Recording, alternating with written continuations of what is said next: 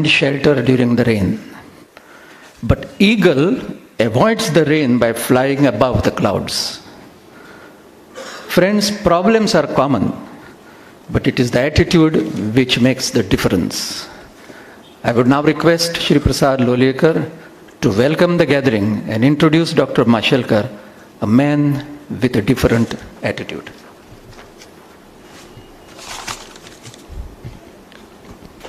आयच्या कार्यावळीचे मुखेल सोयरे आणि मुखेल वक्ते डॉक्टर रघुनाथ माशेलकर, गोंय राज्याचे मानाधिक मुख्यमंत्री डॉक्टर प्रमोद सावंत, हांगा जमिल्ले सगळे जाणकार आणि वांगड्यानो, ज्या प्रकारात भाऊसाहेब बांदोडकरान आपले निमणे फंक्शन अटेंड केले त्याच प्रकारात आज 50 वर्सांनंतर त्यांची 50 वर्साची पुण्यतिथी मनयतना पहिले फंक्शन जाता.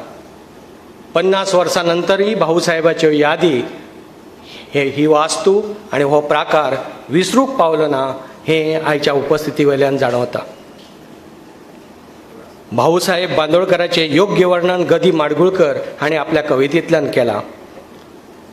सिंधू सागराने आपले काळीज दिले आहे या माणसाला, खवळेल उसळेल पण सीमा सुटणार नाहीत. दयानंद नुसते नाव नाही, तो स्वभाव आहे याचा. हा सहज विसावेल त्या आसनालाच शासन समजतो अवघा गोमंतक. हा चालेल तो मार्ग नेतृत्वाचाच असतो. भाऊसाहेबाचे इतले साधे सोपे वर्णन आणि खंयच्या शब्दांनी करचे. तांचे त्या वेळचे सेक्रेटरी शरद उपासनी हांणी तांच्या औदार्याचो एक सादोसो खीण बरोवन दवरले आसा. ते म्हणटात, कोयनेचो जेन्ना भूकंप जालो तेन्ना भाऊसाहेब थंयच्या लोकांच्यो वेदना पुसपाक गेले. वतना पयशांची बॅग घेवन वांटपा खातीर गेले. थंय अशें जाणवलें शरद उपासनीक की मनीस परतो परतो रांगेक लावन परते परते पयशे घेता. तांणी भाऊसाहेबाक सांगलें की पळय ते तुका फटयतात. भाऊसाहेबान तांकां म्हणलें, अशें कित्याक तुका दिसता? तूं अशें कित्याक समजना की तांची गरज आपणान दिल्ल्या पयशा परसय चड आसा म्हणून ते परते रांगेक रावतात आनी परते घेतात. उपासनीन तांकां परते म्हणलें, म्हळ्यार तूं दीत रावतलो? तर भाऊसाहेबान तांकां म्हणलें, ते मागायला थकत नाही तर मी द्यायला का थकू. येद्या व्हडल्या काळजाचो हो मनीस. म्हणूनच SM जोशी म्हणटा, भाऊसाहेबाक जाय आशिल्लें जाल्यार कॅबिनेट डिसिजन घेवन एसेंब्लीक ठराव पास करून तेज्यान गोंय महाराष्ट्राक विलीन करूं येतालें. पूण लोकशाहीचेर श्रद्धा आशिल्लो हो मनीस जाणें ओपिनियन पोल मान्य केलो. लोकांचो ओपिनियन पोल मान्य केलोच. त्या भायर सेंट्रल गव्हर्मेंटान जेन्ना ताका सांगलें की ओपिनियन पोल जर निपक्षपाती जातलो जाल्यार तुवें CM पदा वयल्यान राजिनामो दिवन सकयल देवपाक जाय, तेन्ना उदार अंतकरणान हो नेतो सकयल देवलो. ह्या येद्या व्हडल्या काळजाचो हो मनीस ज्याची 50वी पुण्यतिथी आज आमी मनयतात आनी ती मनोवपाच्या निमतान जें व्याख्यान दवरलां तें त्याच येद्या व्हडल्या मनशाचें. आज आमच्या मदीं आसात डॉक्टर रघुनाथ माशेलकर. 81 वर्साचो हो तरूण. चैतन्याक वय नासता हें जर कळचें जाल्यार ते फक्त रघुनाथ माशेलकर हांकां पळोवनच. न्यूटनान ज्या पुस्तकांत ज्या पेनान आपली सही मारली त्याच पुस्तकांत त्याच पेन हातांत घेवन सही मारपी हो भारतांतलो हो गोमंत पुत्र. म्हणून तांकां फेलो ऑफ रॉयल सोसायटी हें मानांकन प्राप्त जालां. रघुनाथ माशेलकर हळदी घाटाची लढाई भारताक जिखून दिवपी आणि हळदीचो पेटंट भारताच्या नांवार करपी हो सुपुत्र, जाणें फक्त हळदीच्या नांवाचो पेटंट भारताच्या नांवार केलो ना तर अनेक शास्त्रज्ञ तयार केले जे आपल्या ह्या जागतीक लढायेत भारता खातीर पेटंट मागपा खातीर झगडटले आणि झुजामळार जिखतले. माशेलकरान अनेक अधिकार पदां भुशयलीं. तातली कांय म्हळ्यार director of national chemical laboratory 1979 ते 95. मागीर ते जाले director general of CSIR, chairman of national innovation foundation, president of global research alliance, president of Indian national science academy. त्या भायर अनेक देशाच्या अनेक युनिव्हर्सिटीक व्हिजिटिंग प्रोफेसर म्हणूनय ते गेल्यात. हार्वर्ड युनिव्हर्सिटी 2007 ते 2012, डेलावेअर युनिव्हर्सिटी 1976 ते 1988, technology university of Denmark 1982, sir Lewis Matheson distinguished professor at Monash university 15 वर्सां 2007 ते 2022. त्याचप्रमाणे अनेक भारतीय युनिव्हर्सिटीचे चॅन्सलर म्हणूनही त्यांनी काम केला. Assam university Silchar, academy of scientific and innovation रिसर्चाचे चॅन्सलर, इन्स्टिट्यूट ऑफ केमिकल टेक्नॉलॉजीचे चॅन्सलर आणि जिओ इन्स्टिट्यूट जिओ युनिव्हर्सिटी जी नव्यान स्थापन जाला त्याचे चॅन्सलर पद ते भूषयतात. स्वातंत्र्यानंतर अनेक भारताच्या पंतप्रधानाच्या सायंटिफिक ॲडवायझरी काउन्सिलाचे सदस्य म्हणून तांणी काम केलां. माशेलकर सदांच फर्स्ट म्हण अनेक वर्सां मुखार रावले. हे फर्स्ट खंयचे? Doctor Mashelkar has many first to his credit. He was the first Indian to win most prestigious TWAS Lenovo science prize in 2018, the highest science prize by the World Academy of Science, the first Indian from India to be elected a fellow of the US National Academy of Inventors, and the first Asian scientist to win the Business Week Award. Star of Asia Awards at the hands of George Bush, then President of USA. First and only scientist so far to win JRD Tata Corporate Leadership Award. First jury member from India to be on prestigious Queen Elizabeth Prize of Engineering, which is considered as equivalent to the Nobel Prize in Engineering. माशेलकरान इनोव्हेशनाची एक वेगळीच गंगा भारताक हाडली.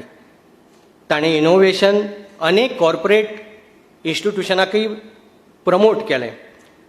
He has promoted innovation in corporate world, chaired Reliance Innovation Council, KPIT Technologies Innovation Council, Thermex Innovation Council, Persistent System Innovation Council, Marico Foundations Innovation Council. ते अनेक कंपनीचे डायरेक्टरय आशिल्ले आनी director आसात. Tata group, Reliance industries, Tata Motors, Hindustan Unilever, Thermax, pyramid enterprises and technologies अशा अनेक कंपनीच्या director बोर्डाचेर ते डायरेक्टर म्हणून काम करतात. तांणी आपल्या आवयच्या नांवान अंजनी माशेलकर फाउंडेशनाच्या नांवान एक इन्क्लुझिव्ह इनोव्हेशन अवॉर्ड सुरू केला, जाचो फायदो भारतांतल्या सगळ्या यंग सायंटिस्टांक मेळटा. माशेलकराक भारत सरकारान पद्मश्री, पद्मभूषण आणि पद्मविभूषण पुरस्कार दिवन गौरवांकीत केला. आणि माशेलकराक सराक सगळ्यात काळजाक भितरलो आशिल्लो म्हणटा तो पुरस्कार म्हळ्यार गोंयच्या सरकारान आनी सबंद गोंयान तांकां दिल्लो गोमंत विभूषण पुरस्कार.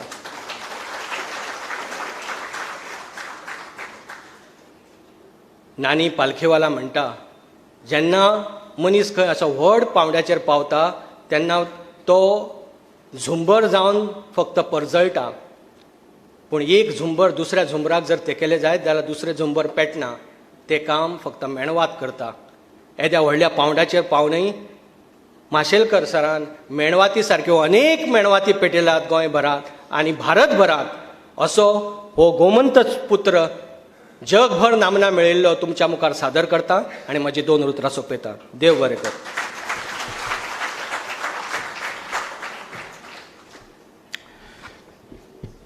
I would now request Arlene Kuna to present a bouquet of flowers to Dr. Raghunath Mashelkar.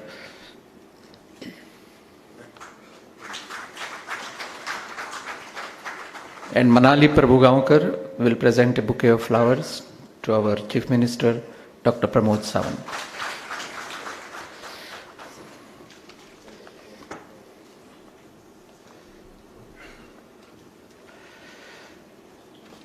Ladies and gentlemen, it is very befitting that the government of Goa has organized this memorial lecture by a visionary who has a vision for the nation on the occasion of 50th death anniversary of another visionary who had a vision for his state of Goa. May I now request our Chief Minister, Dr. Pramod Sawant, to express himself on the occasion.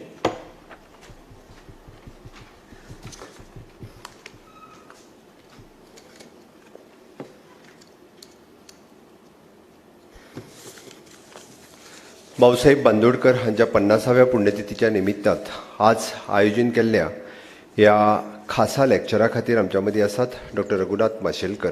आमी जशें म्हणटा की एक गोमंत विभूषणाचे दुसऱ्या गोमंत विभूषणान तांचें आमच्या मुखार सांगप ह्या खासा सुवाळ्याक तांच्या खूब खूब गोंय सरकारच्या वतीन स्वागत करता.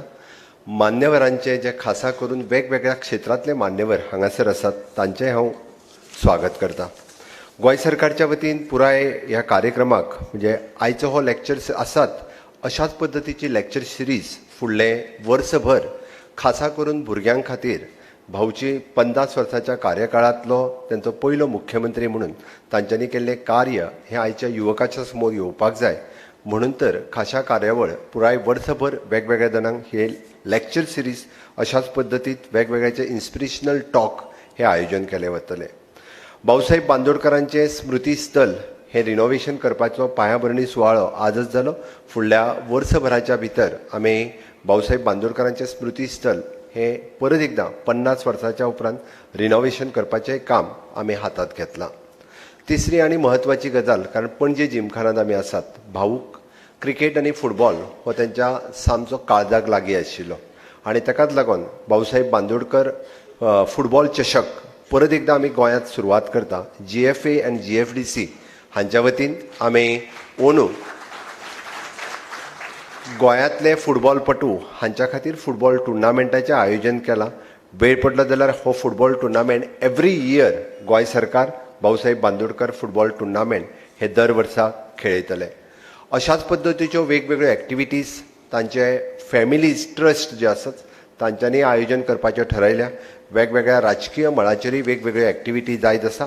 हांव खरें म्हणल्यार आमी म्हणटा की 1961 गोंय मुक्त जालें आनी ताच्या वेळार गोंय महाराष्ट्रांत विलीन जाता काय कितें अशाच पद्दतीचो एक संभ्रम आसलो म्हणपाक कांय हरकत ना. संभ्रम कित्याक तर बऱ्याच जाणांक तेन्ना तें जाय आशिल्लें. घडये कदाचित म्हणजे तेन्ना वेगळ्या पद्दतीचो क्रायटेरिया आशिल्लो म्हणून तर ओपिनियन पोल जालो आनी ताज्या उपरांत सुद्दां म्हणजे ओपिनियन पोल गोंय राज्य म्हणून दवरपाचो जालो. जाय जाल्यार भाऊक सिंगल थारावांतल्यान गोंय महाराष्ट्रांत घालूंकूय येता आशिल्लें, पण भाऊन खूब विजन फुडें पळयलें आनी भाऊन तेंच विजन पळयलें म्हणून खूब गजाली गोंयांत जावपाक शकल्यो. आमच्या सारकिल्ले सामान्यांतले सामान्य युवक हे आमदार, मंत्री आनी मुख्यमंत्री पदाचेर पावले अजापी कदापि शक्य नाशिल्लें. आमी पळयता की इतकेंच न्हय तर भाऊन जे शैक्षणीक मळाचेर, सांस्कृतीक मळाचेर, इंडस्ट्रियल सॅक्टरांत तांच्यांनी केल्लो वावर आज आमकां खूब मोठ्या प्रमाणांत वेगवेगळ्या सॅक्टरांत पळोवपाक मेळटा. आनी विशेश करून भाऊन केल्लें काम हे प्रायमरी स्कूल आयजूय बी गोंयांतल्या म्हणजे गांव तिथे शाळा हो जो कन्सेप्ट भाऊसाहेबान तेन्ना राबयलो आनी वेगवेगळ्या एका पंचायतीन 4-4, 5-5 शाळा सुद्दां आसात आमी सगळ्यांनी पळयल्या. आनी त्योच शाळा जाल्ल्या कारणान आमी हाय लिटरसी रेट गोंयांत जो जालो म्हणजे 14 वर्सां उसरा स्वतंत्र मेळोन सुद्दां लिटरसी रेटाच्या बाबतींत आमी सगळ्यात फुडें जे पावले त्याच प्रायमरी स्कुला खातीर आनी म्हणून आमी गांवांतल्यान भुरगे शिक्षण घेवपाक शकले आनी ते फुडें पावले. भाऊसाहेब बांदोडकर हांच्यांनी गोंयचो मुख्यमंत्री म्हणून पळयता आसतना न्याय, समता आनी प्रगती ह्या तत्वा कडेन म्हणजे ते वचनबद्ध रावले आनी त्याच पद्दतीत कार्य करीत ते फुडें गेले. म्हाका दिसता ह्या राज्याच्या उदरगतीच्या बाबतीत शिक्षण, भलायकी, मुळावी बांदावळ, ग्रामीण उदरगत हांच्यांनी तेजेर खूब मोठ्या प्रमाणांत तांच्यांनी कार्य केलें म्हणून तांच्यांनी प्रोग्रेसीव कायदे हाडपाक ते फाटीं पडूंक ना. आमी पळयता की वेगवेगळे प्रोग्रेसीव कायदे, कारण पोर्तुगीजांतल्यान हांगासल्यान गेल्या उपरांत जे डेव्हलपमेंट फ्रंटाचेर आनी वेगवेगळे कायदे हाडपाक जाय आसले त्याय बाबतींत ते फुडें आशिल्ले. सांस्कृतीक दायज आसतले, सौमीक सोबिताय आसतली हाज्याय फुडें तेंच्यांनी तितकी खबरदारी घेतली आनी ते फुडें गेले. सस्टेनेबल टुरिजम हाची सुरवात जर केन्ना जाली आसत जाल्यार तेंच्या पयल्या टेन्युअरांतल्यान तेंच्यांनी सस्टेनेबल टुरिजम हाजोय बुनयादीचो फातर घातलो आनी आज टुरिजम क्षेत्रांत आमी खूब फुडें वयता आसतना आमकां पळयता आनी ताकाच लागून गोंय एक दृश्टीन आमी पावल फुडें मारता आनी आमकां सगळ्या जाणांक एक गोंय ल्हान राज्य जरी असलें जाल्यार तसो पळोवंक वचत जाल्यार भाऊचो प्रभाव हो सायडीच्या राज्यांचेरूय आमकां दिसून येतालो. म्हणून तर सायडीचे महाराष्ट्र आसत, कर्नाटक आसत, इवन दो मध्य प्रदेश पर्यंत थंयसरले मिनिस्टर्स हे भाऊसाहेबाक प्रेज करताले, कारण भाऊसाहेबाचे त्या पद्दतीचे ॲडमिनिस्ट्रेशन्स आणि भाऊसाहेबाचे त्या पद्दतीची घेवपाची डिसिजन्स म्हणजे गव्हर्मेंट ऑफ इंडियाय काही डिसिजनांक त्यांच्या बद्दल त्या वेळार इम्प्रेसिव्ह आशिल्ले आनी कॉपरेटिव्ह फेडरलिझम दवरपा खातीर तांच्यांनी एका पद्दतीचो समन्वय जो आशिल्लो व इतर राज्यां बरोबर ते प्रस्थापीत करपाक शिकिल्ले.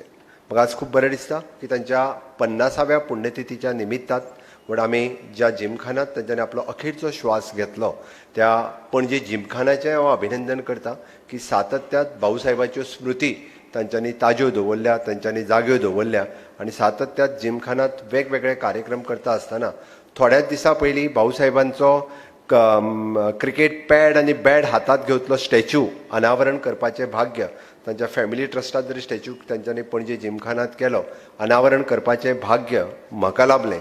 आनी हांव परत एकदां म्हणजे भाऊसाहेब बांदोडकर आनी म्हजो गांव हो तसो पळोवंक वचत जाल्यार खूब लागचो संबंद आसा आनी हें भाग्य म्हाका लाभलें. भाऊंची पयली मायन ही पाळी ग्रामपंचायत क्षेत्रांतल्या कोठंबी गांवांत आशिल्ली, ज्या कोठंबी गांवांत म्हजो जन्म जालो आनी तेंचें मायनींग आजुनूय त्याच पद्दतीत थंयसर सुरू आसा. तांच्यांनी आपलें पयलें हायस्कूल हें आमच्या म्हज्याच मतदारसंघात वेळग्या हांगासर तेंच्यांनी सुरवात केलें. तांच्यांनी थंयसर प्रायमरी, सेकंडरी आनी हायर सेकंडरी पर्यंतचें एड्युकेशन हें तेंच्यांनी आमच्या वेळग्या गांवांत श्रीमती बांदोडकर हायस्कूल ह्या नांवांत तांच्यांनी सुरवात केलें. आयजूय बी खूब बऱ्या पद्दतीत हें हायस्कूल सुरवात आसा. गोंयच्या उदरगतीत तांचो खूब मोठो वांटो आसा. म्हाका दिसता हें सगळें सांगता आसतना आज गोंय ह्या देशाच्या बाबतीत आमी जशें म्हणटा की आझादी का अमृत काळात आमी विकसीत भारत 2047 हाजो विचार करता तर खंयसरूच गोंय फाटीं उरचें न्ही आनी तें गोंय फाटीं उरपाक जायना म्हणून योग्य मनीस जेका आमी म्हणटा डॉक्टर रघुनाथ माशेलकर पद्मश्री पद्मभूषण हांचो आज हांगासर आमच्या समोर जो टॉक जावपाचो आसा त्या टॉकात हें सगळें सांगता आसतना हांव शेणै गोंय बाबाच्यो दोनूच उतरां तुमच्या समोर मांडटा आनी म्हाजें हें सोंपयता. गोड म्हजें गोंय शेणै गोंय बाबाची ही कविता आसा. त्या गोड म्हजें गोंय सुंदर म्हजें गोंय पुर्विल्लें नामनीचें चड मोठें भाग्याचें उंच माथें कोंकणाचें हेंच म्हजें गोंय. हें गोंयचें सदोदीत आमी सगळे जाण आमी पळयता की गोंय हें खूब भाग्यवान आसा. भाऊसाहेब बांदोडकरा सारकिले भाग्य विधाते गोंयांत जन्माक आयले आनी त्याच बरोबर गोंयची नामना देश आनी विदेशांत पावोवपी डॉक्टर रघुनाथ माशेलकर आज आमच्या मदीं आसा. त्याय खातीर आमी भाग्यवान आसा. देव बरें करूं.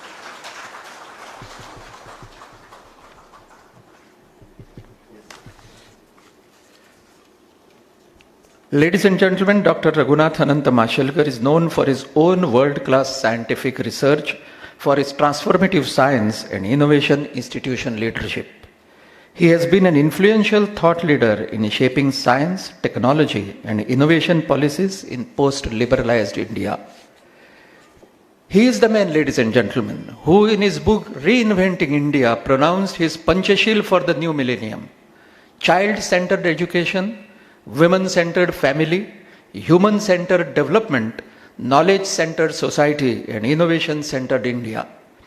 His mantras of inclusive innovation, more from less for more, and Gandhian engineering have been a constant source of inspiration for corporates and youth alike. Dr. Mashelkar fought a 14-month-long legal battle to revoke the US patent on Haldi and emerged victorious. This victory was so significant that it changed the way patents were classified and earned him the moniker of the warrior of Haldighat. A person with stupendous and tremendous achievements of 25 books, 284 research papers to his credit, and an honored recipient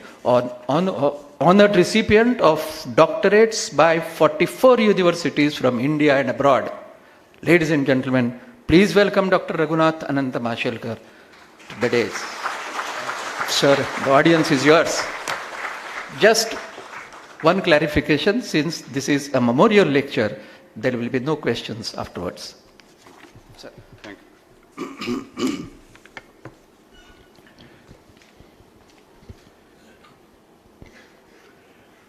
Our most beloved Chief Minister of Goa, Shri Pramod, members of the Bandodkar family. In fact, we are all members of the Bandodkar family. And I'll explain why I feel like that. and friends and admirers of revered Bhausaheb Bandodkar, ladies and gentlemen. It is 50 years ago that to this date Bhausaheb left us. But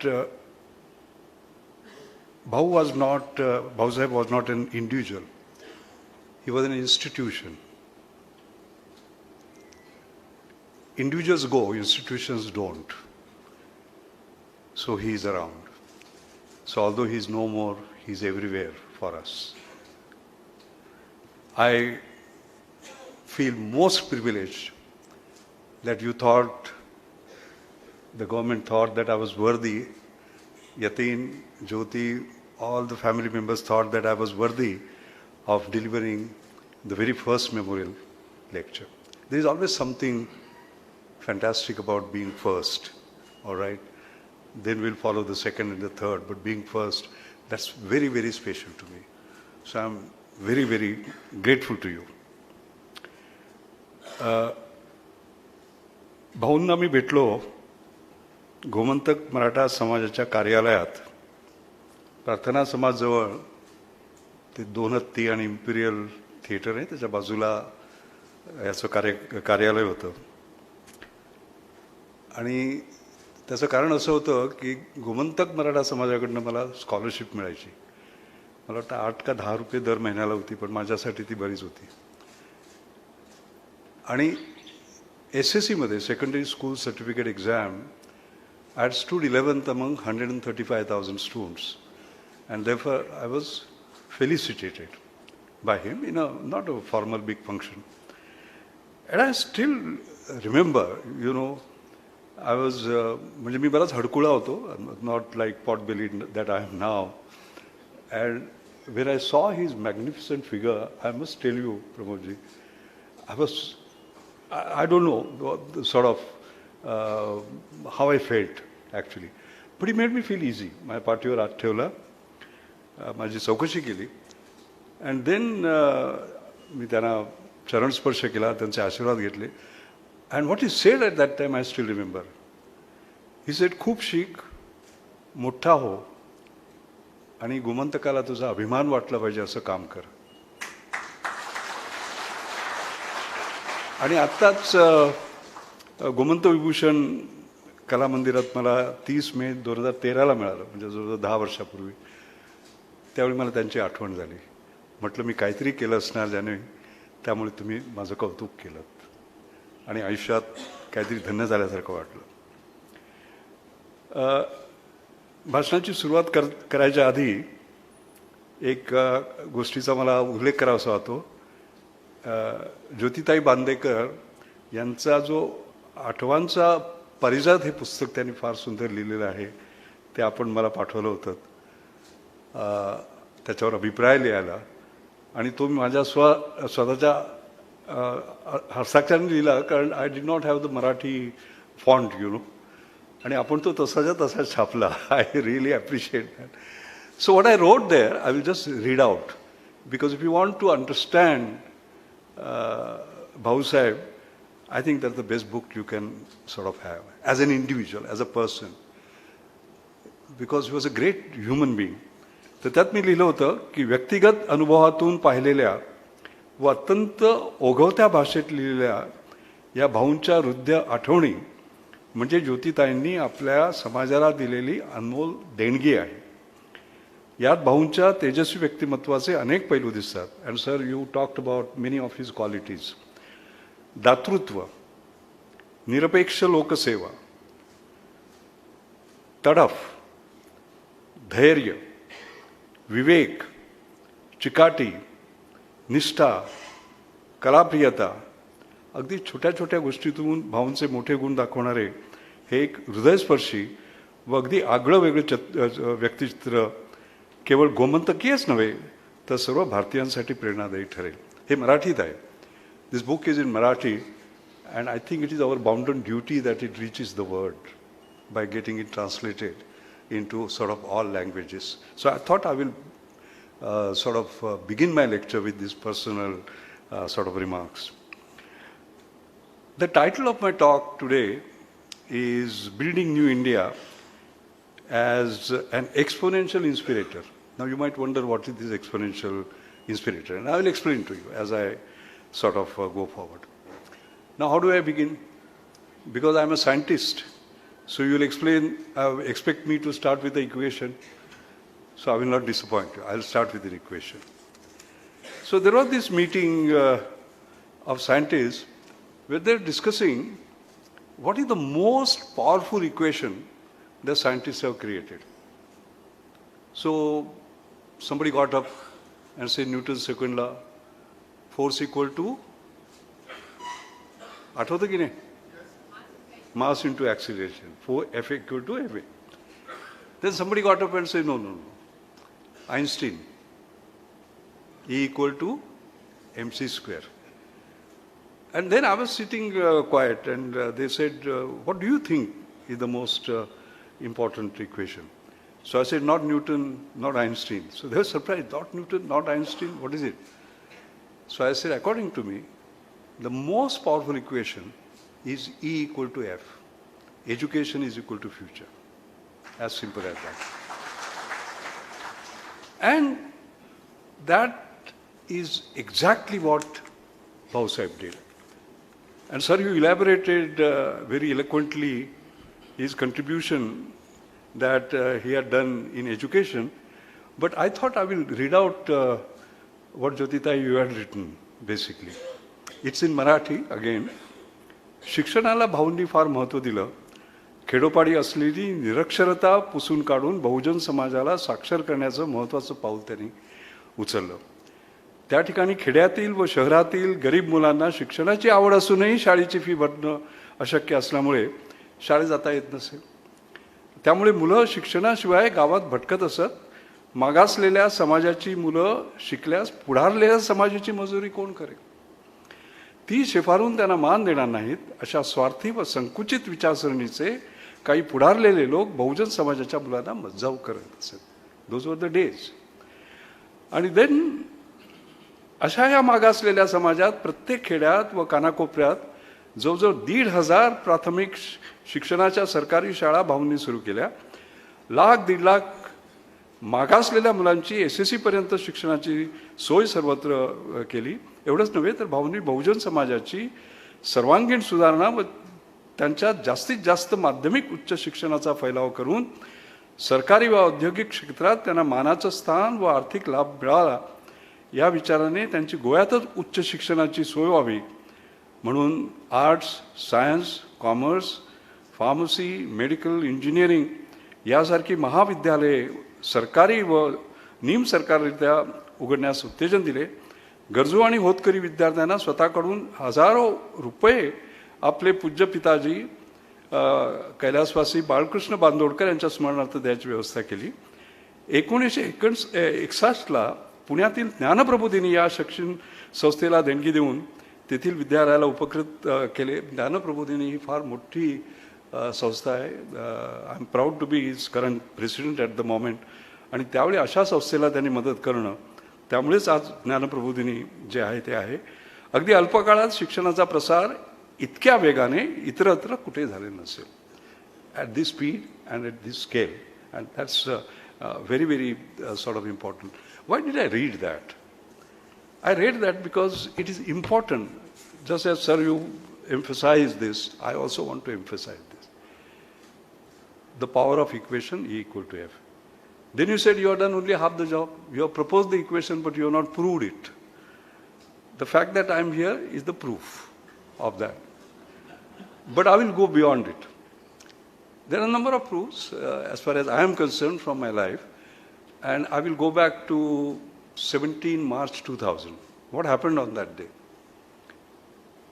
The venue is the Rashtrapati Bhavan, and it was the day on which Padma Awards were given. And I and Ratan Tata got Padma Bhushan one after the other on that day. So you will say, how does it prove E equal to F? Then I will tell you why. We got them at the hands of K.R. Narayanan, who was the president. Now, K.R. Narayanan was born in a very poor family. He used to walk several kilometers to the school. His parents were so poor that they did not afford the tuition fee. So he would stand outside the class and take notes, so as to say. How did his life get transformed? He got a Tata scholarship. And then, of course, he went on to become the president. My life was not very different. I was born in Mashelkar. My father died when I was 6. My mother could barely read or write, and she took me to Mumbai in search of a job. Life was very tough, as you all know. I walked barefoot until I was 12. I studied in a municipal school, in Marathi school. I remember 2 meals a day was a challenge. I've gone hungry many a days. My mother was a great food technologist. She used to cook a food by which you will not feel hungry at night. I studied under street lights. And then, as I said, in the 11th standard, ACC, I stood 11th among 135,000 students, and I was going to leave school because she was really struggling. And then came Tata Scholarship, and the rest was history. Now, here is an interesting thing. A Tata scholar becomes a president. He gives Padma Bhushan to Tata, because of which he got Tata Scholarship, and gives it to another Tata scholar. If this does not prove E equal to F, then nothing will prove E equal to F. And therefore, Bhausaheb was right in investing in education. And you are right.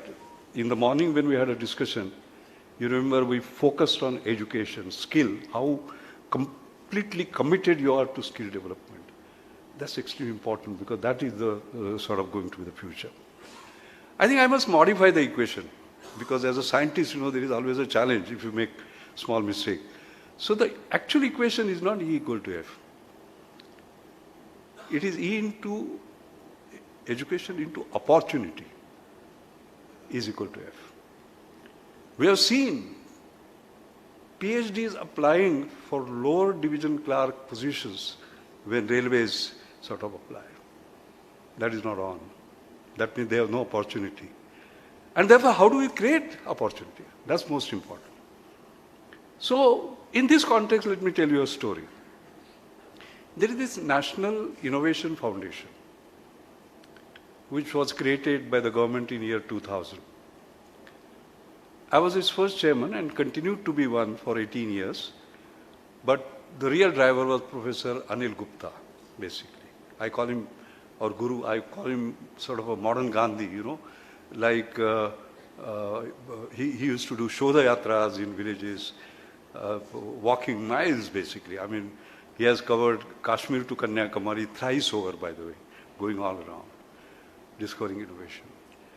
And the fundamental belief was that everyone is someone. The fundamental belief was minds on the margin are not marginal minds. Everybody can sort of create. And we used to give awards, actually. President of India used to come and give these awards. And many, I mean, the very first one I remember, many of them were barefoot who came, and Dr. Kalam was so gracious, he served them tea, breaking protocol and so on. So that is the National Innovation Foundation. Then we are selecting the Chief Innovation Officer, and I was chairing the interview. And I saw the CV of an individual. He said his specialty was branding. So I said, great. Tell me, I want to brand my India. How will you brand India? So he was confused because he had branded a refrigerator, he had branded a car. How do you brand a nation? And then I said, I will help him. So I said, United States of America brands itself as land of opportunity. How do you brand India? Pat came the answer. India is a land of ideas. Now here is a good news. India is a land of ideas. And here is not a so good news. It is America which is land of opportunities. That is where the brain drain takes place. So our challenge is creating India as a land of opportunity. Is India becoming a land of opportunity? The answer is yes. And I'm explaining to you why it is sort of land of opportunity. For doing that, let me go to another story. This story is about lilies in the pond. There's a pond where there are lilies, and they have the habit of doubling up every day. So day 2, they are twice of day 1, and so on. On day 30, the pond is full. So on what day will it be half full? 29. On what day it will be quarter full? 28. 1/8 on 27. And 1/16 on 26. 1/16 is 6%. So on 26th day, if you visit that pond, you will see it empty. Right? And you will give it up. Kuch hone wala nahi hai. This is done. But you are surprised. You just go there in 4 days and it is full. Ladies and gentlemen, to me, India is lilies in the pond on the 26th day. And that is the exponential part. Because when I talked about doubling up, that's the exponential we are talking about. Is it happening? Just let me give you some example. India in 1750 had a quarter of world's GDP. What happened in 1991? We had to pawn our gold. Why? Because there was a balance of payment default. So we're down. And today we talk about $600 billion foreign exchange reserves, basically. So we went down and we went up. Ladies and gentlemen, we are on our way up. You just look at India's GDP. It took 67 years to reach 1 trillion. But the next trillion came in 8 years. And the following trillion came in 1 year. That's the exponential. All right? You look at, for example, a sector, take IT services. The first 100 billion took 30 years. The second 100 billion took 10 years.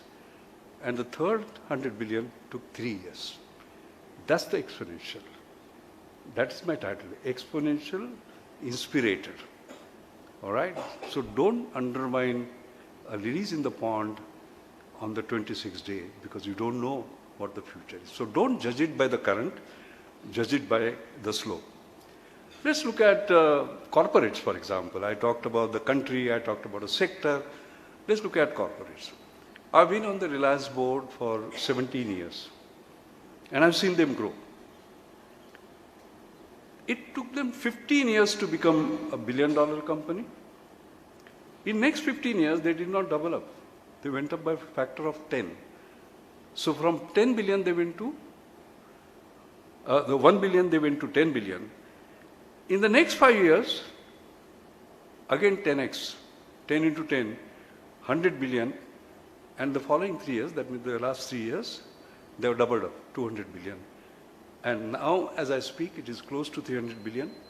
And as I know, there will be a $500 billion company within the next 4 to 5 years, the way things are going.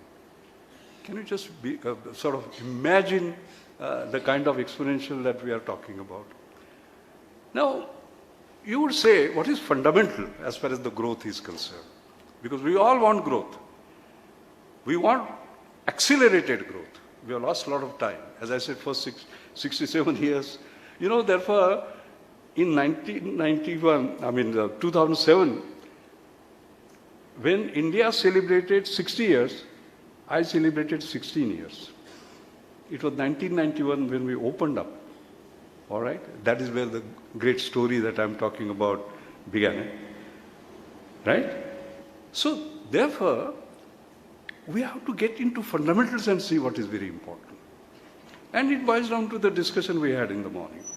If you look at growth, United States of America, the growth was because of roads and railways, the physical infrastructure, which we are now doing at a rapid pace. For UK, it was textiles For Sweden, it was timber and timber products. For Denmark, it was milk and milk products. For Middle East, it was oil. If you ask me, what is the oil for India? I would say Indian talent. Okay? In fact, Atalji used to say IT is India's future. I also used to say IT is India's future, but not as in information technology, sort of Indian talent. And you can see that, because if you look at the equation, education into opportunity is equal to the future, you can see some of the Indians, how they're built. I'm coming back from Silicon Valley. I was giving a keynote in what was called as a GMG Excellence Summit, and I met several Indians and so on and so forth. And the amazing things that they've done, I mean, it's incredible. I mean, I visited, by the way, the Tesla factory. All right, massive, producing 19,000 vehicles per day. And it's a wonder, as a matter of fact. But who is the boss there? He's an Indian, Rishikesh. Education into opportunity. You look at the top 5 CEOs, for example. All right? Our GDP is around $3 trillion plus. But if you look at the top 2 Indians who are heading the companies like Satya Nadella, Microsoft, it is 2.1 trillion, and Sundar Pichai, Alphabet, 1.5 trillion, that itself makes it 4 trillion. All right, you can't compare market cap with GDP. I understand that, but I'm just giving you sort of value.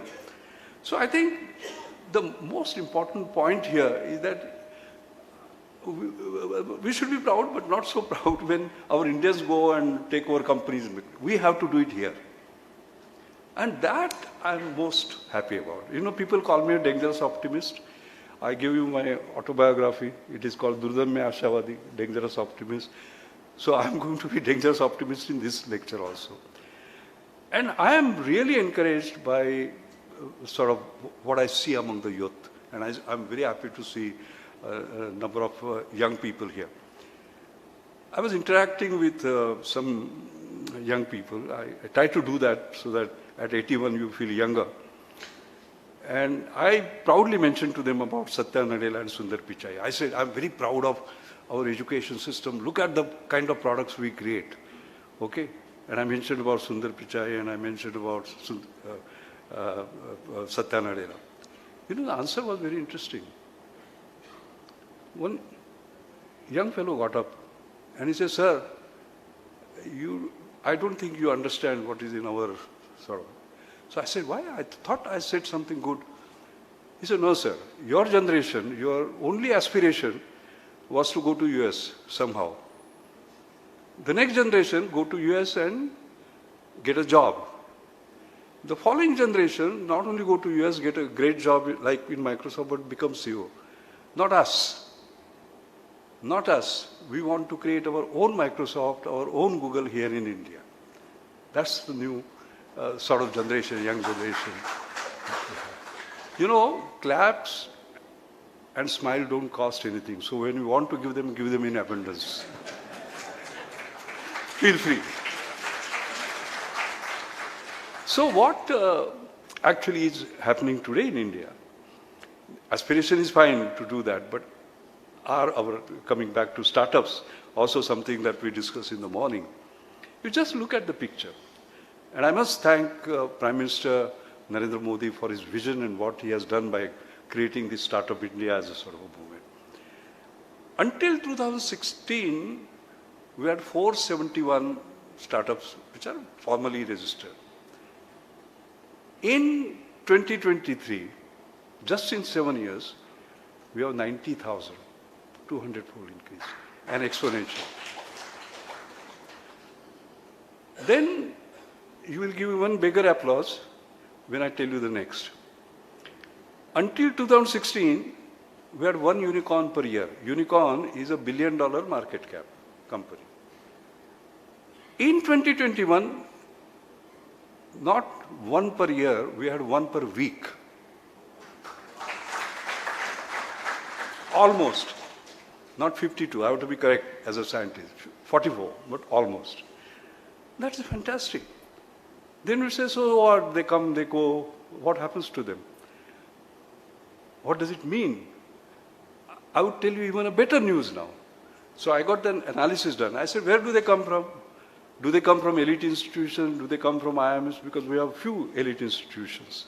And if they are producing it, it's a good news, but not such a great news. All right? There is a great news. Close to 50% of them, they are not IIT IIMs. They come from Tier 3 cities, Tier 2 cities, and some of them are dropouts. This is democratization of life. Now, can you just imagine from a small village in Goa, a 26, 28-year-old young son of a, let's say, a farmer, having $1 trillion market. Why has this happened? That is because of the digital access. All right? And several things have gone sort of well. For example, open source software rather than having to pay expensive Windows, cloud storage, right? And some other factors that I will shortly explain to you. I think so. The first part of my speech, therefore, is explaining the exponential. And as you can see, I have given you examples across the board to show how that exponential is taking place. Now, we look at the factors that are responsible also for that exponential, like in the digital world. As I said, I've been on the board of Reliance for 17 years, and I also chair the Reliance Innovation Council. We have had kind of Nobel laureates, C.K. Prahlad and George Whitesides and a whole range of people it has been very engaging. And I remember once I was having a discussion with Mukesh. Normally before the board or after the board we have some discussion. And he said, Doc, we must leapfrog to something. So I said, Mukesh, do you know why the frog leaps? He said, I don't know. I said, he leaps because he's afraid of the predator and jumps a few feet. Okay? Do you want to do that because you are afraid of the competitor and jump a few feet? Or do you want to pole vault? The size of the pole is the size of your aspiration. And he loved it. And we created a program called Beyonders. What is Beyonders? Beyonders are those who will make impossible possible and go beyond the realms of possibility and achieve something. And then we supported them, created program, etc. But did pole vaulting take place? Yes, it did. If you look at 2017 February, okay, India, among 231 nations, was somewhere at the bottom, 156. After Jio came, within 1 year, we did not leapfrog to 100. We pole vaulted to number 1. And in terms of mobile data consumption, we have stayed number 1 all along. And why was that? Because data was 4 rupees per GB, voice was free. This was affordable excellence. Excellence because it was 4G LTE being given, so affordable. And that was the kind of democratization. And what happens is that once you start creating, because we talked about our road and railway infrastructure not being, it now is sort of shaping up in a sort of big way, thanks to Honorable Nitin Gadkari ji and others, etc. But as far as our digital public infrastructure is concerned, it grew in a massive way. And that is what I like to call as a combinatorial innovation. That means there are several components of it, and then they came together, like India Stack and so on and so forth. And there, I must say, policy and technology, they matter, they come together. Once again, if you see Jan Dhan Yojana, mobile, Aadhaar, they were brought together. This is a combination of technology, policy, system delivery, and so on and so forth. And you can see that in 2014, for example, within 1 week, we had 1.4 crore accounts. And that has got Guinness Book of Record. So it became the fastest financial inclusion Can you just see? Okay. And there was combinatorial because Aadhaar, if Aadhaar was not there, this would not have been possible. Okay. So this is sort of inclusion. But most importantly, what I'm always worried about is inclusion. Because the benefits must go to all. And if you just see, during COVID times, we could transfer, because India was the most unbanked, let's say, country. And you can see the transformation that has sort of taken place. Also, for example, during COVID times, they could get the money. Women, for example, bank accounts only 19% jumped to 56%, so as to say. And that is a sort of to inclusion. And this combinatorial of public digital infrastructure has worked wonders. For example, in digital payments, we have become number one. Would you have ever imagined that the digital payments that we have would be US and China added together, surpassing them by sort of several times? In fact, 2022, 89.5 billion were transferred, $1.6 trillion value. And if you look at UPI, May 23, 9 billion transactions, and UPI is now in demand in sort of other countries. Looks unreal, isn't it? If you just were there, lilies in the pond, just 10 years ago, this would have looked impossible. But it looks sort of possible. We talk about sustainability, and I'm very happy that Goa is focusing very strongly on sustainability. I saw sort of many reports on how you are moving on that. Let's look at that, because I just don't want to focus on digital. You will say, what is happening in other sectors? Now just see that when you use these lamps, you have, let us say, these CFL, as it's called, compact filament lamp. And you also had the incandescent lamp. That's what we're using, isn't it? And they consume energy. For example, 7 watt LED, light emitting diode, 50% of 14 watt CFL, and 60 watt incandescent lamp, almost 90% sort of reduction. So you create carbon footprint. What has happened is, we created a record. We moved from 0.2% share of LEDs. Within 6 years, we jumped to 88%. How was it possible? That was by demand aggregation. By demand aggregation, we brought down the costs by a factor of 9, rupees 310 in 2014 to 38 rupees. 310 to 38 rupees. And plus, we are system deliveries through ESL and other things, etc. And the impact has been 40 million tons of carbon dioxide sort of reduction.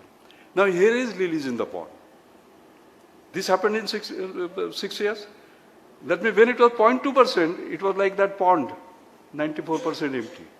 You would have said nothing can happen, but within 6 years, yeah. So ladies and gentlemen, the central point I'm trying to make is that we must keep this habit of growing exponentially. Now, how sort of this growth can be maintained? What are the factors that can come in? All right. Now, let's focus on that, because that's very important. I remember this Asia Economic Dialogue that was being held in Pune, and this is Pune International Center. I happen to be the chairman, and Dr. Vijay Kelkar happens to be the vice chairman. And this Asia Economic Dialogue, this is the 4th year, and we get people from all around the world. And now people are even referring it to this as Davos of the East, so as to say. And Dr. Jaishankar was the chief guest. This happened just a few months ago. And I began my talk by saying that we have to worry about 3 C's. The 3 C's are simple. It is COVID, conflict, and climate. COVID, we are still not recovered. We are just recovering. And conflict, you know, Ukraine, how it has affected. And you don't know the next conflict, maybe Taiwan. We don't know. And climate is a sort of a continuing challenge. And I remember somebody said, Dr. Mashelkar, and by the way, Dr. Jaishankar responded by a beautiful answer, giving 3 C's which can combat these 3 C's. That I will sort of take. So what happens when you have a growth and suddenly COVID came and growth came down? Suddenly conflict came and there was a challenge and so on and so forth. So somebody said there is a 4th C that Dr. Mashelkar missed, that is chips, semiconductor chips. That can be a sort of a big conflict and we need to worry about. So what it means is that when you are growing exponentially, suddenly these inhibitors come. Like in enzyme kinetics, the growth, there is an inhibitor and then the sort of growth stops. So we need to worry about this. And therefore, whatever happens, we have to be resilient. Okay? And resilience, there are 10 tenets. I have a separate lecture on this, which are adaptability, agility, resilient thinking, autonomous innovation, total alignment, digitalization, platformization, scenario building, etc., etc. Now, this is becoming very important. For our students, for example, we don't teach them resilience. In my judgment, this is a VUCA word, volatile, uncertain, complex, ambiguous, and VUCA is the new normal. Let us take that. And therefore, our students have to prepare for themselves. And therefore, all these factors, they have to be sort of enunciated to them, and they have to be sort of prepared. I am Sir Louis Matheson, Distinguished Professor at Monash University for last 15 years, and I had given these talks on resilience, and they now introduce resilience as an important factor in their engineering, by the way. All right. So this growth inhibitor, to prevent it, how do we remain resilient? You might want to hear some examples on how one can become resilient. For example, resilient thinking. You know, Dhirubhai Ambani, when he started his Jamnagar refinery, as usual, he called the foreign consultants. And the foreign consultant asked him the obvious. For what specification would you like to design the refinery? He said, well, all, from the dirtiest to the finest. They said, but there is no such refinery in the world. He said, there is always a first time. And they built that. Today, that refinery processes 200 plus crudes. So no matter what happens in the world, as you can see, their margins are the highest. Then adaptability and agility. You know, Jio, the way it grew, I'm giving one example from one industry so that you will understand basically what we need to do.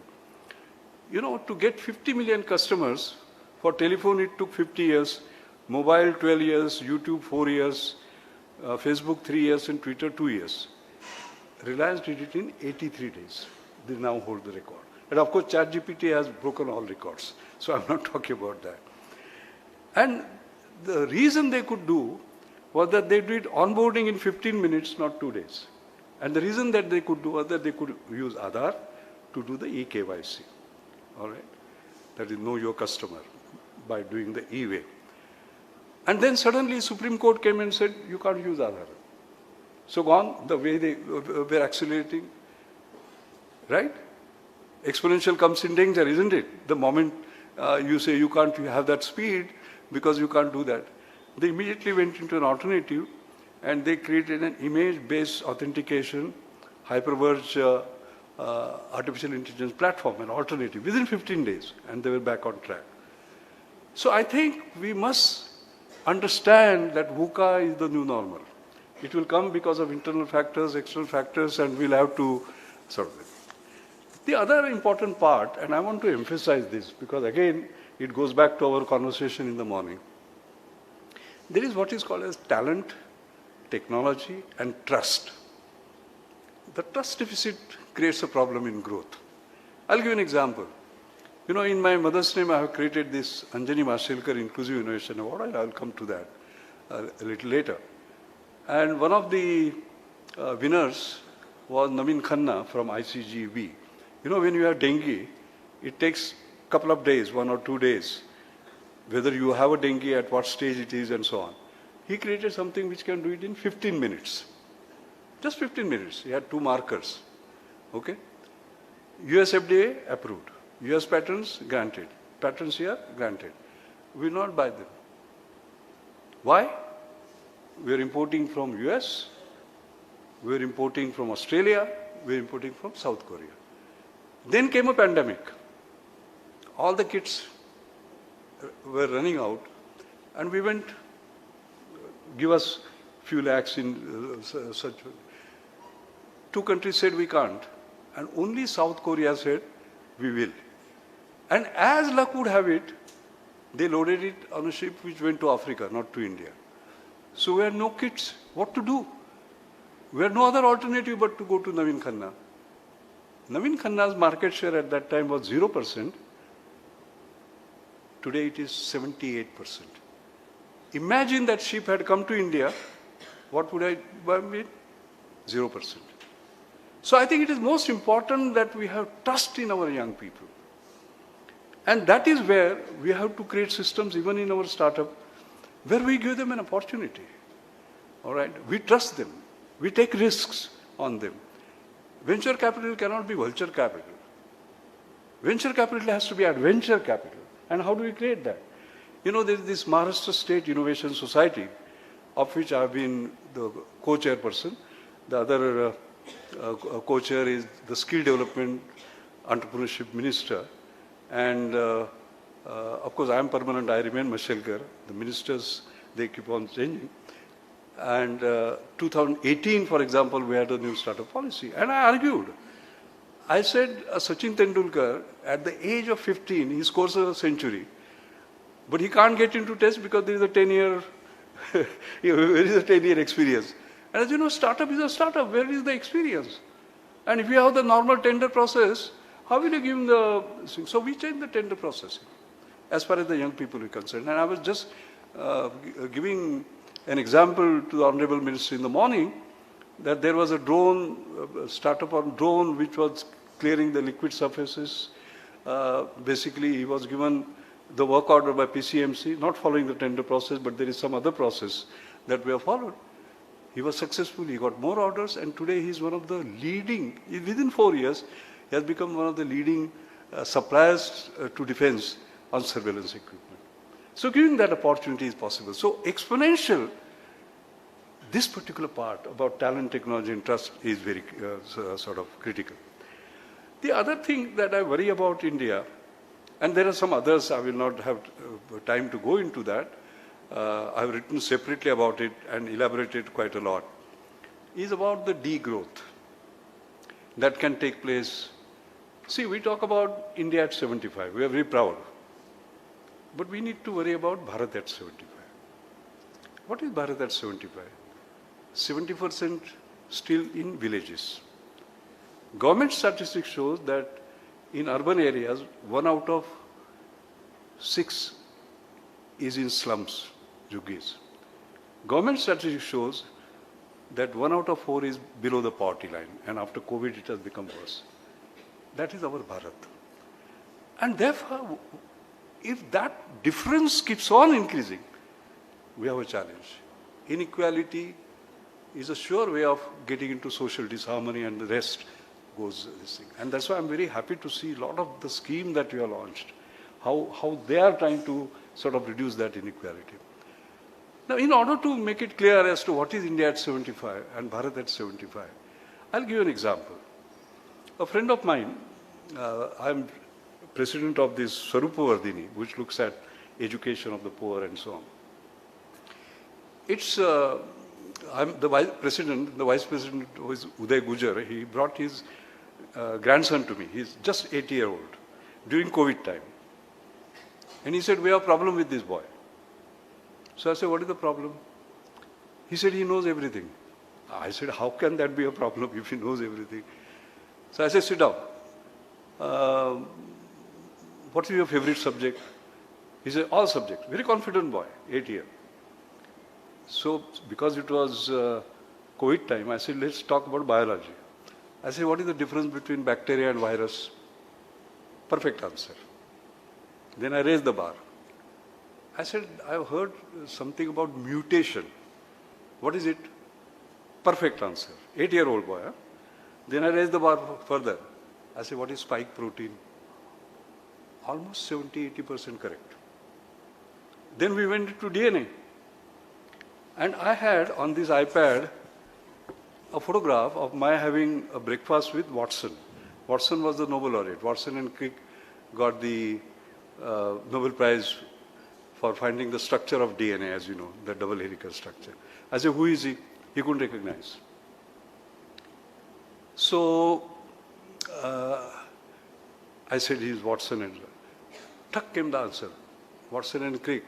And as you know, there was a third scientist who should have got the Nobel Prize, that lady.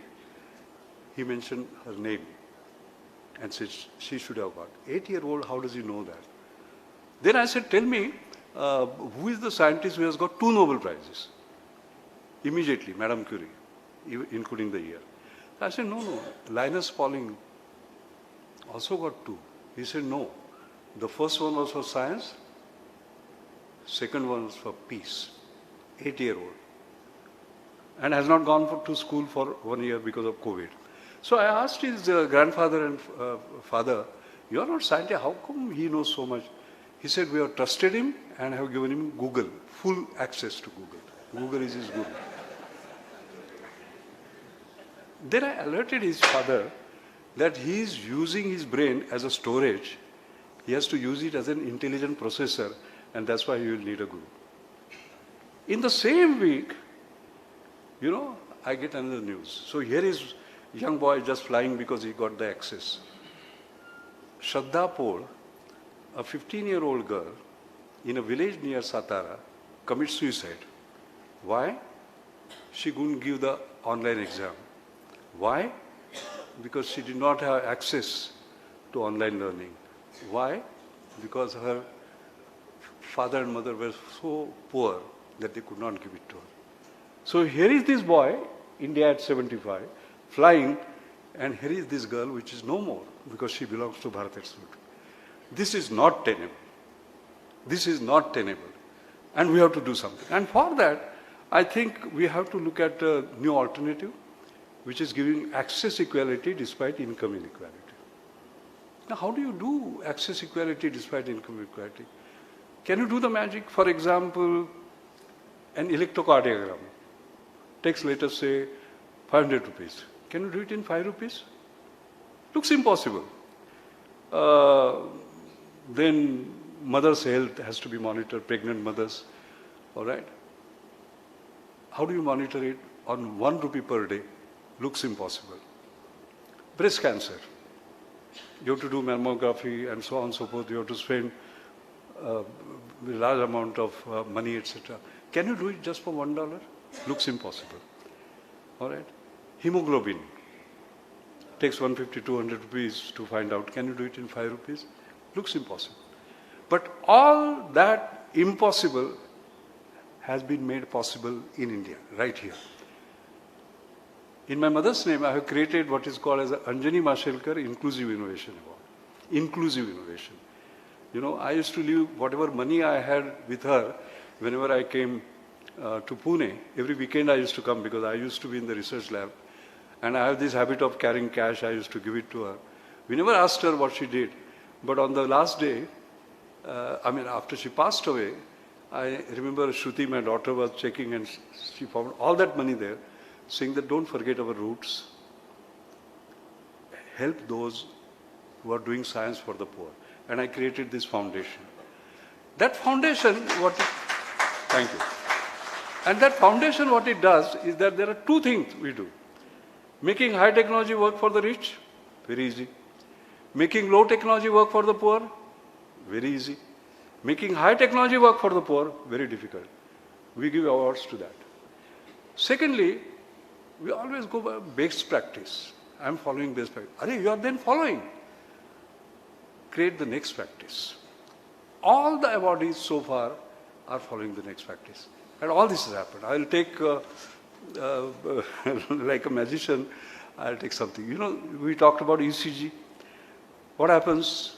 You go there, lie, 12 lead, half an hour, nurse comes, print out. There is a portable ECG. What you have is a portable ECG. This is today in 12 countries. More than 25 lakhs have been sold. It just costs 4,000 rupees. So per ECG, if you say the discounted cost, it would not be even 5 rupees. How do you operate it? You put your two thumbs here for 15 seconds. There is a sensor here. This is your heart. 15, 15, 15 seconds. 15, 15, 15 seconds. And if you have downloaded an app called Sanket, all right, it can go to anyone. So imagine now an old lady in a village. She has pain in the middle of the night, all right, and you have to take her to get her ECG. You don't have to put her in a bullock cart or a motorcycle or a jeep and go several kilometers. You can do it from where you are, provided connectivity is sort of available, which now sort of we are providing. Can you just imagine what difference it can make? And this is, by the way, US FDA certified, CE certified, and so on and so forth. It is absolutely incredible. I talked about the mother. There is this Senthil, whose sister was pregnant. She was in a village. She used to go several kilometers to do her monthly checkup, etc. He's a genius. He created this IoT sensor-based system, which she wears. There are, and also AI enabled, and it can do 7 parameters with great sort of accuracy, and data goes into the cloud, it is monitored remotely, etc. And just 1,000 rupees for 1,000 days for her as well as the child. It is going to hundreds of villages now, Andhra Pradesh, Maharashtra. In Andhra Pradesh now they've made it mandatory for rural villages. You can see what difference it makes. All right. Now, the most important, and I want to congratulate you, sir, for this, the breast cancer, that $1. In fact, I showed it to you in the morning. I didn't want to carry it because that could not fit in my pocket, actually. So this is something that you just move around the breast. You don't have to do anything subject to radiation, nothing, absolutely. And within 5 minutes you get to know. And I must applaud you that Goa government took this up. This is called iBreast, okay? And we have a great health minister, of course, Vishwajit Rane. He introduced it. 1 lakh is the target. And I picked up yesterday's data, 11 August, 70,000 you already covered. Now, can you just imagine? No one has to die because they were not screened. And this is just $1. And I can give you several examples of like this. In fact, we had an interesting discussion in the morning on how, because this is transformative. This is totally transformative because the important part is the diagnosis is such that first of all, you don't require any technician. It is user-friendly. It is affordable. It is high technology. It is non-invasive. Once these 4 parameters are met, you can see the transformation that actually takes place. We have some other one also, Bandicoot, which again, you had the vision to sort of adopt it. What is Bandicoot? You know, we talk about manhole. Some sort of college students said why a man should be in the hole, that is derogatory. It should be machine, right? And what is wrong with manhole? Because these manual scavengers, they die, actually. You know, they start drinking because they can't, at young age, 20, 30, they die, and so on. So they said there should be machines. So they created a robot which goes. Today it is in 17 states, by the way. And Goa has also taken sort of a lead. Now you will ask the obvious question. The obvious question will be, if robot replaces that man, what happens to man's family? All right?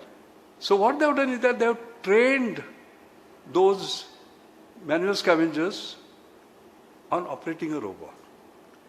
Now just see, I talked about access equality. This is access to dignity. Why? Because let's say their children in the school were asked, what does your father do? They would have put their head down and said, he's a manual scavenger. Now they can put their head up and say, he's a robo-operator. And I'm very happy that, thank you. And I'm very happy that there was a Rajya Sabha MP who was present during the award ceremony. We give these awards on 17 November, which we celebrate. That is the day my mother passed, but we celebrate that as a national science, national social innovation summit from Pune International Center. So he was there, and he was a part of the rehabilitation committee, and he took it there, and then it went up. And today there is a bill, basically, to sort of change this man to machine and bring the dignity, etc., and we'll change. So transformation. So I'm giving these examples in order to just illustrate to you that exponential is true because these are exponentially reduced costs. At the same time, affordable excellence without losing the high technology component of it. And that becomes transformative, as you can quite clearly see. So when I talk about exponential inspirator, these are the inspirations. And if I had 3 hours more, I would have given you several other examples, but I don't have, so I will finish within the next 5 minutes or so. Now, what I will do is, I'm 81 now. Okay, so I have learned a lot in life, many times by failures. By failures, you learn more rather than success. So I will just end up my lecture with 5 Mashelkar mantras that I have learned, because I see a number of young people here for whom these might be useful. So that is the end of my lecture. The first is, you keep on knocking on doors, particularly for the young, I'm emphasizing, because purpose, perseverance, and passion matters. You keep on knocking on door and they don't open. What you do? You open your own door. Create your own door. And in each case, I'll give an example, because that is how I learned. So I came back in 1976. I was teaching in England. India was a poor country, no foreign exchange. I was trained in rheology and non-Newtonian fluid mechanics. And I needed rheogoniometer, Weisenberg rheogoniometer, model R18, I remember. And it would take me 2 years. No foreign exchange, so digitally clearance, not manufactured in India certificate. So that equipment was not available. Then I asked myself a question, what is the equipment God has given me? This. So I went into mathematical modeling and simulation. And those of you who are scientists, as you know, Bhatnagar Prize is the highest science prize you can get. I started work in 77, and in 82 I got the Bhatnagar Prize. All right? Had I not opened my own door, I would be still waiting for that Weisenberg rheogoniometer. So that is the first lesson I've learned. The second is, aspirations are your possibilities. Keep them high. I became the director of National Chemical Laboratory in 1989, 2 years before liberalization. Closed economy. What used to happen was, we were doing import substitution, copying, reverse engineering. So anytime our scientists did something which was ahead of the rest of the world, I went to industry, they would say, but has Europe done it? Has US done it? If they have not done it, how can you do that? So I remember 1st June 1989, I took over. In an auditorium of capacity of 540, there were 1,100 people. And I addressed them. And I said, we'll convert National Chemical Laboratory into International Chemical Laboratory. What did it mean? I said, what am I selling? Knowledge. What is my market? The whole world. And I said, we can even license our patents to multinationals. And I took the name of G, General Electric, because I was doing polymer and General Electric had some breakthrough. So at the end, a young fellow came to me and he said, do you realize that G's R&D budget is 2.5 times India's R&D budget? I said, it is not the power of budget that matters, it is the power of idea that matters. And since you talked about G, we'll take on G. And I remember I was doing that mathematical modeling and simulation. From that I had got an idea about what is called as a solid state polycondensation of this engineering plastic called polycarbonate. All right? 40% world market share was G's.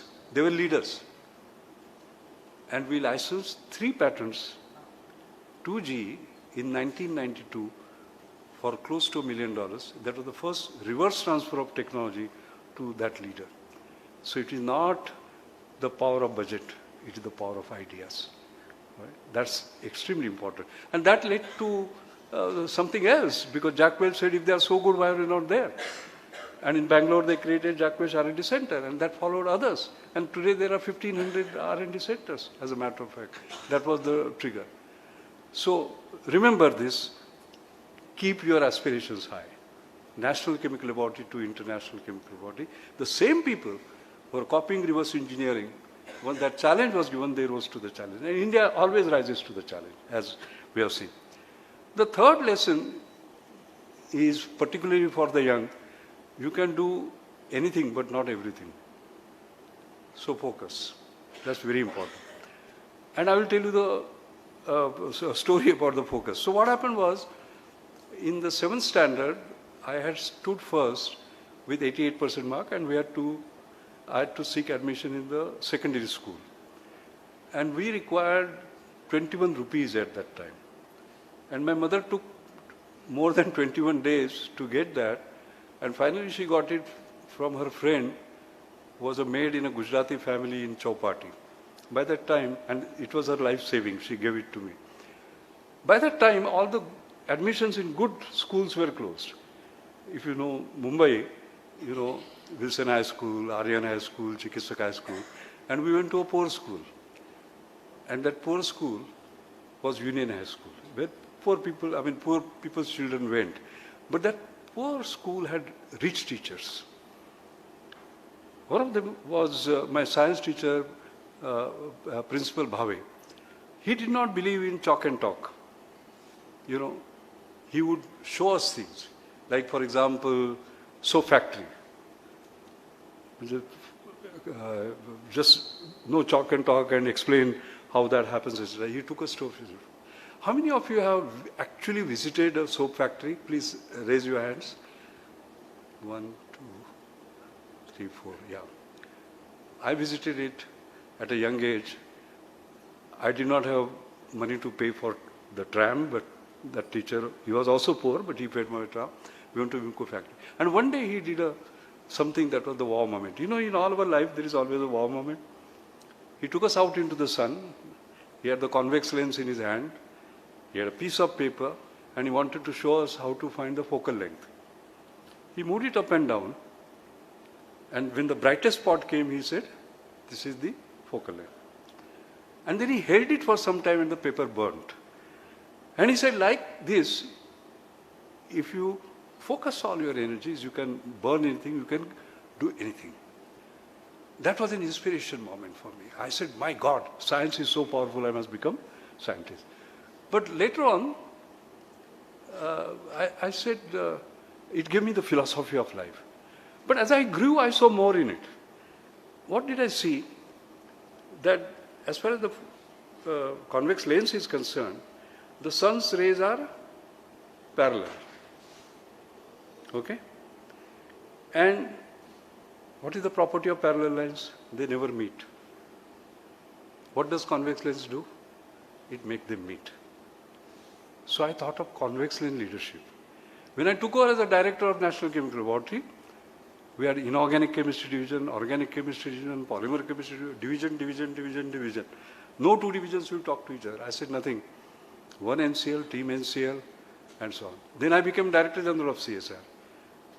And I'm very happy that you are here in the audience because Professor Shede, no two laboratories will talk to each other. There was a challenge. You know, we had 40 laboratories and so on. I said nothing doing. Team CSR, one CSR, and so on and so forth. And the magical day was 11 May 1998. We had 40 directors conference. You were there. And they all signed a piece of paper called Bangalore Declaration. And what they said was, India matters to us. We want to matter to India more. All 40 laboratories coming together. It was a magical moment. In fact, 11 May 1998, as you know, there were 3 technology events. One was our small aircraft, DRDO having their own missile. And in the evening, Dr. Mulliman Joshi was we got the news that Pokhran 2 had happened. And then I remember one thing led to the other. And during the Bhatnagar prizes, I remember Prime Minister was sitting here and Dr. Mulliman Joshi here, and we mentioned to him about calling that a technology day. And Atalji went, didn't respond anything at all, read out his entire speech, and then he said, I declare 11 May 1990 as Technology Day. That was a very special day, and today we celebrate it. The point I'm trying to make is that how they converge. And later on, I became president of Global Research Alliance. I remember CSR India, CSR Australia, CSR South Africa, Fraunhofer Gesellschaft Germany, VTT Finland. Nothing common. $450 GDP per capita to $6,000 GDP per capita. But we got it all together with the alignment and so on. So one small lesson like this. I think for the nation also this is very important, because race, religion, language, etc. can avoid it. Remember what our Prime Minister says, Sabka Saath, Sabka Vishwas. We have to be Team Goa, Team India, and so on and so forth. So that is the focus part. The fourth part is about kind of mindset, positivism, and so on. You know, they say parachute works only when it is open. Mind is also like that. It works only when it is open. And the ability to see the other points of view is very important. Once I remember my granddaughter, Ishwari, she was learning alphabets. She was some 4 or 5 year old. So I sat down there and said, let me test you out. She was sitting where you are sitting, and I'm here. So I wrote D. She said D. And I went on writing. And then I wrote Z. You know what she said? N. I said, no, beta. It is Z. She said, no, it is N. Now, I was right, and she was also right. It depends upon how you look. That is something that is missing. And I used it in an interesting way, by the way, because Microsoft and another Indian company, they had a challenge, and they chose me as a mediator. So when the Microsoft team came, the other team came, they sat, then I explained to them, look at each other's from your sort of point of view. Microsoft is a multinational company, it has its own obligations, and this Indian company had its own limitations and so on. So do that, Z and N. By 5 o'clock, I got a message that whenever the negotiations were breaking down, they remembered this Z and N.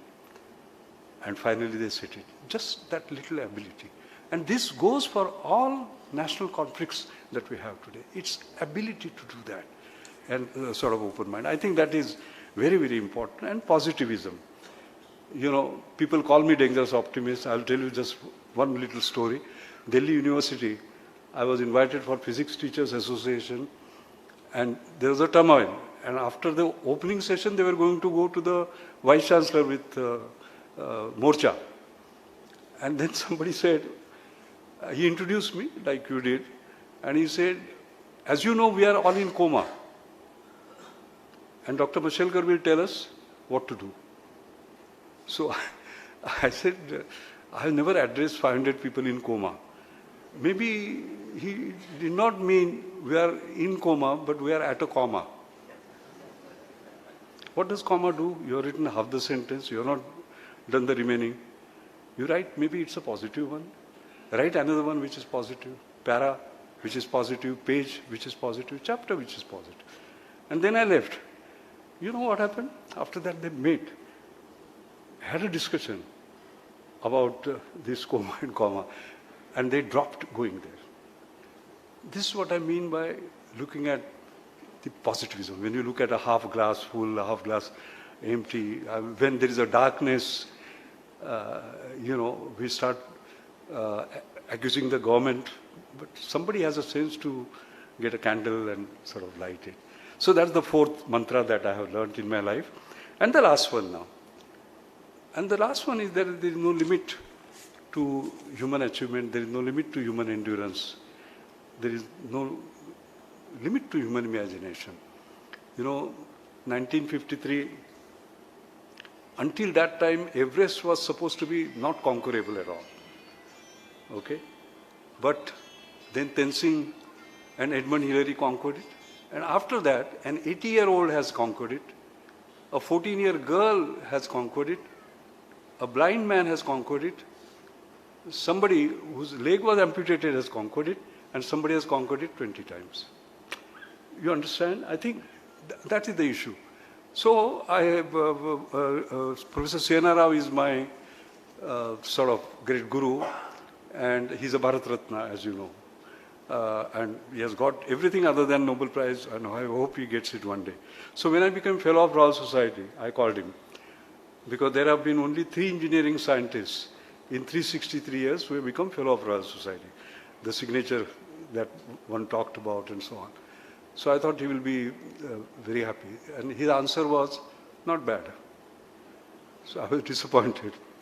Then I got another honor, American Academy of Arts and Science, similarly, a big honor, not bad. Then National Academy of Inventors, I was the first one. I said, 3rd, 7 doesn't work with him. Then I said, sir, what do I have to do so that I can impress you? His answer was very interesting, and I'll leave it with you. His answer was, he calls me Ramesh. My name is Raghunath Mashelkar, but my mother starts calling me Ramesh. He said, Ramesh, you are climbing on a ladder of excellence, which is limitless. Okay? And the only limit is what you put on your head. Now, what it means, if you transcribe it in a different way, it means that no matter what you achieve, you have to say, my best is yet to come. So my advice to the young is, whether you are 18, you are 19, you said, no? So whether you are 19, 29, 49, 89, 99, you will all live for 100 years, by the way. Every day in the morning you should get up and say, my best is yet to come. And today is going to be the day. And my best is not just for myself, my society, my Goa, my India. All right? And if all 1.4 billion people do that, what an India will create, what a Goa will create. I think that is the 5th lesson.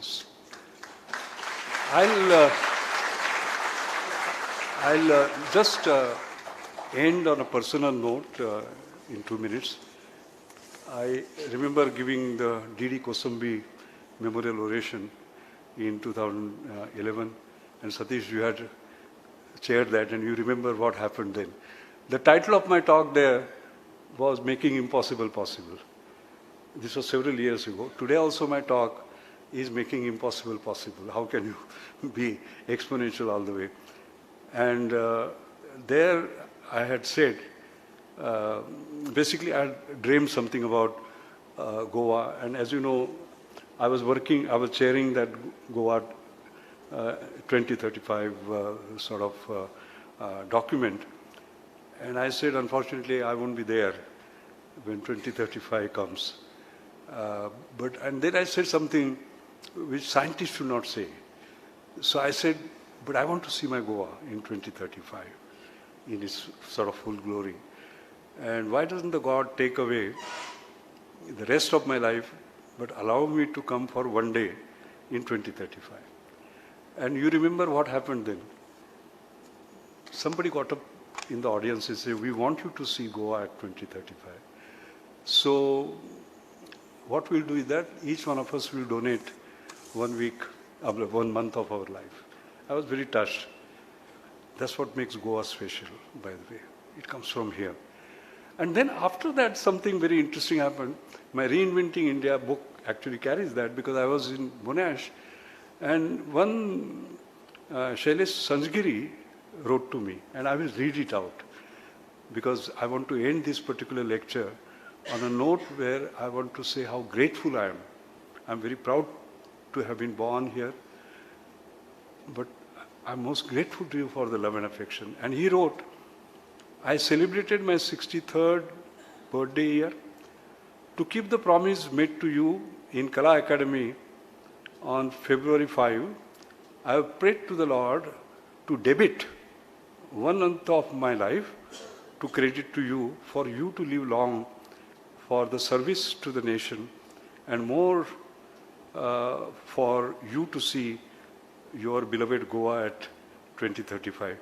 I'm sure all those who promised you that day will follow suit suitably. What do you say? When such abundance, such tsunami of affection comes to you, I consider myself very fortunate.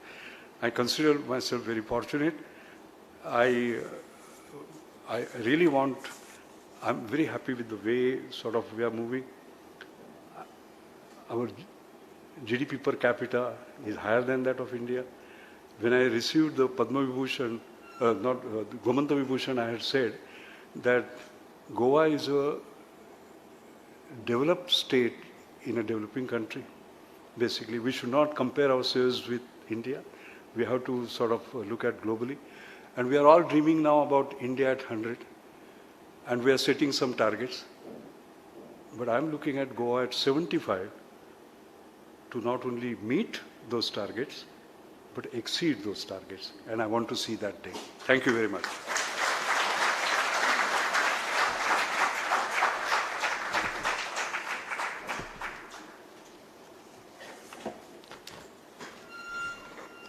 Thank you, Doctor. Thank you for that mesmerizing lecture. And all of us will be present here to welcome you once again when Goa at 75. Everybody in this audience will take their seats. Now, as a token of our sharing love and caring relationship with you, I would request our Chief Minister, Dr. Pramod Sawant, to present this memento to Dr. Mashelkar.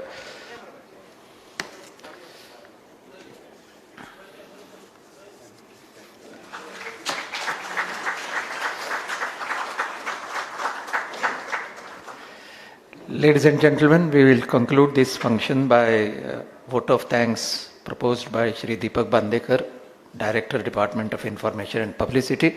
And after that, may I request all of you to kindly join for tea and coffee. It's outside the hall. Thank you.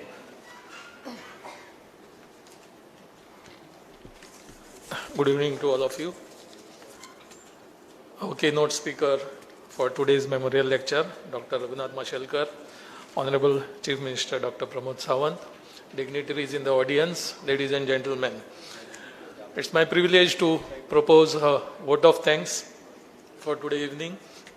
First and foremost, I will express my gratitude to Dr. Raghunath Mashelkar for accepting the invitation to deliver this memorial lecture in spite of his busy schedule, and in today's lecture enlightening us on various topics including education, opportunities, and nation as a whole having opportunities to grow exponentially.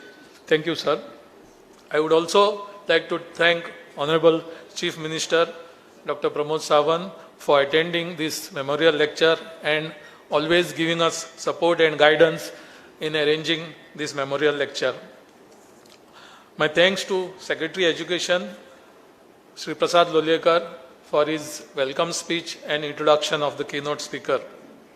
Special thanks to Yatin Kakodkar for giving all the cooperation in organizing this memorial lecture. I would also like to thank all the friends from media, Enjim Jimkhana, also Dr. Vaidya for comparing this function, and also each and every one of you for attending this memorial lecture. And last but not the least, my colleagues from the department who has worked hard for arranging this memorial lecture. Thank you.